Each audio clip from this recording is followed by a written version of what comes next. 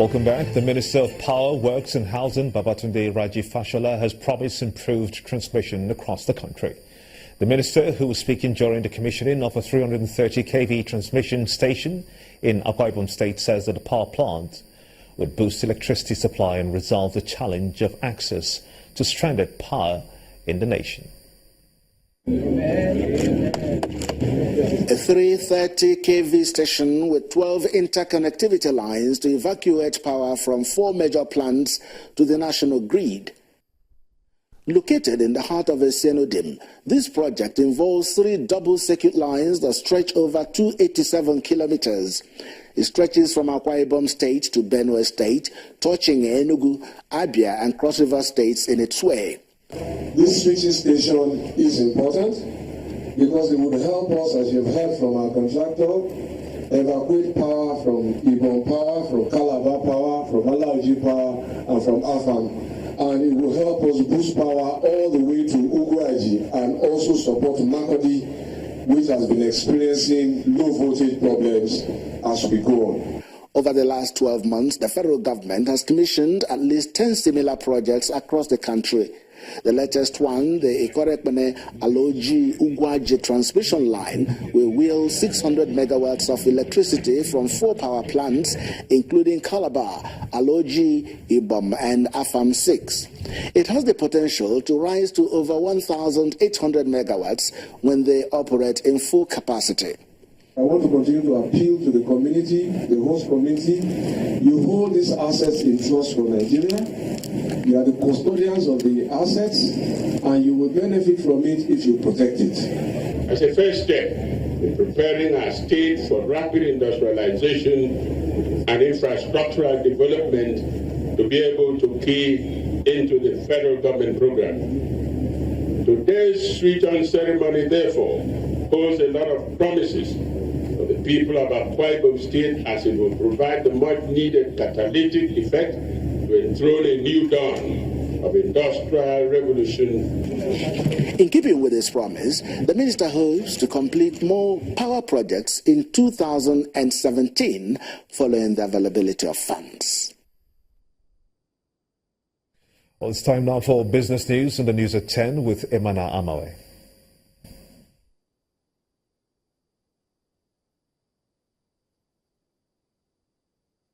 You first. First Bank.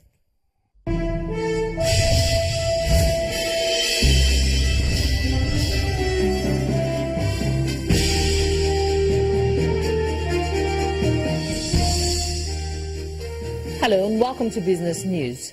As government engages in the building of light rail corridors across the country, experts are asking for the optimization of the railway value chain.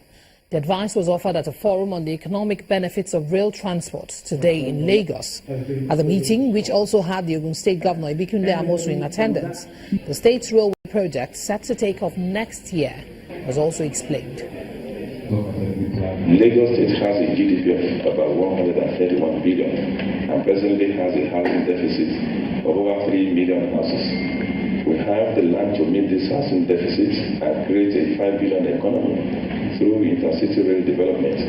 It is our plan that we will leverage on our close proximity to Lagos State and our strategic position as the gateway to the over 200 million population in the West African sub-region. Ogun State intends to grow our economy by exploring strategic linkages with both the economies of Lagos and the West African sub-region.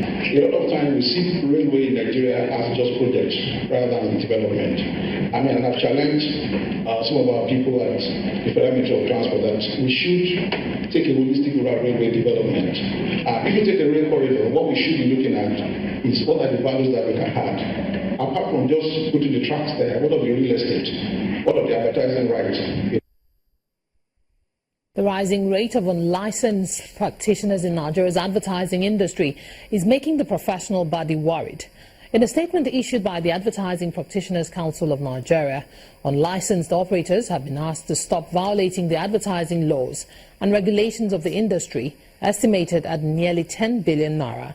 APCON has appealed to the Media Independence Practitioners Association of Nigeria and member organizations to verify the registration status of media agents before engaging in transactions. and to also join a sectoral group under its umbrella. Now, the Nigerian unit of South Africa's telecom group, MTN Nigeria, has commenced discussions with the Securities and Exchange Commission over its proposed initial public offering. The telecom giant looks to raise the fund through special features, including retail offerings with book building, electronic subscriptions, and a unique payment system. Post-listing, MTN plans to stabilize stocks prices through the green shoe method, a move the Securities and Exchange Commission has pledged to support within the ambit of the law. Another close of equities trading today, the NSE All-Share Index lost 0.06%, with a market capitalization drop by over 5 billion naira. Let's join Harriet Agbeyi for details.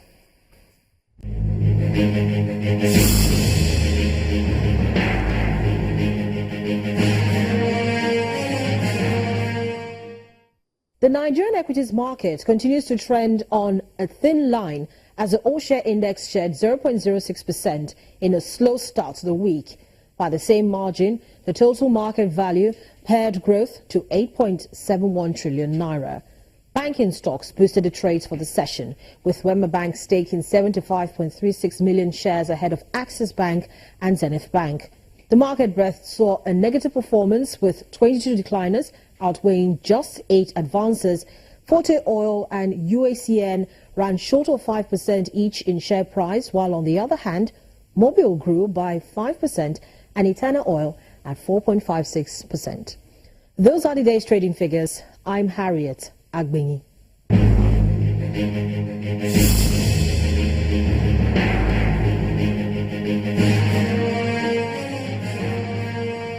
Thank you, Harriet. Well, world markets fell today as investors keep an eye on oil prices ahead of a key OPEC meeting. Here are some of the numbers.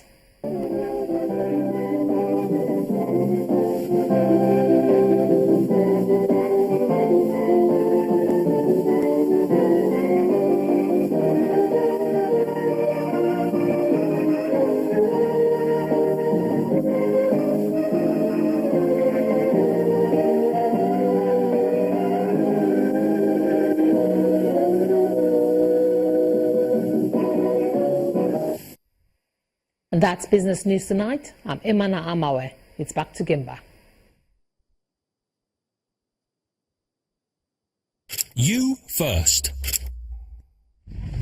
First Bank. Dangote Group and Coventry University, UK, are set to establish a business school to accommodate Nigerian youths with business potentials. This was made known by renowned business mogul Alhaji Aliko Dangote, who recently bagged a doctorate degree in business administration from the Coventry University. According to the management of the university, Dangote has excelled in entrepreneurship and philanthropy, worthy to be tapped. The day's events kick off with series of meetings with lecturers and key members of Coventry University, United Kingdom, and the Nigerian Society. Going forward, Africa's richest business magnate, Alhaji Aliko Dangote, shares a bit of his entrepreneurial knowledge as the roundtable talks end on a positive note, bordering on the mutual benefits between the business-oriented institution and Dangote's interest for Africa and Nigeria in particular. we had a very, very good meeting. One of the things that we discussed is actually collaborating between them and the, Dangote group, where we'll set up a university, jointly together. So we're going to work on the possibility of setting up a university, and we'll start doing that discussion within the next, few days. Dr. Donald Finlay, the Associate Dean International, believes that Georgia will open up more research, capacity development, and entrepreneurship training. Where we're standing now is the financial trading floor. It is the largest educational trading floor in Europe. It's the third largest trading floor in the world. And all our finance students, undergraduate and postgraduate undergraduate level, undertake real data analysis. So Mr. Dangote visited us. He was incredibly impressed with the financial software that we use to train students and to train companies as well. Then comes the main event. Coventry University, by a decision of the academic board, has the privilege of conferring the degree of Doctor of Business Administration honoris causa on Aliko Dangote.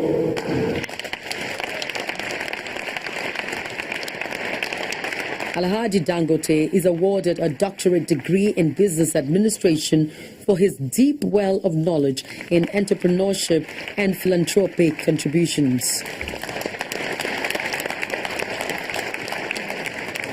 In appreciation of the gesture, Dangote promises to continue his stride in entrepreneurial development, especially among the youth in Africa, but minces no words in stating the need for necessary infrastructure. You know, no power, no growth. So we must have power to be able to have an inclusive growth.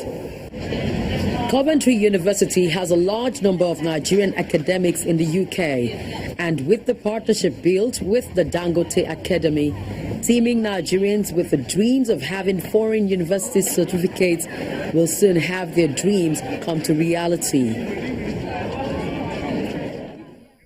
Next on the news at 10, Nigeria's Super Falcons gear up in Limbe for semi-final clash against South Africa at the African Women Championship. That's on Sports News. Stay with us.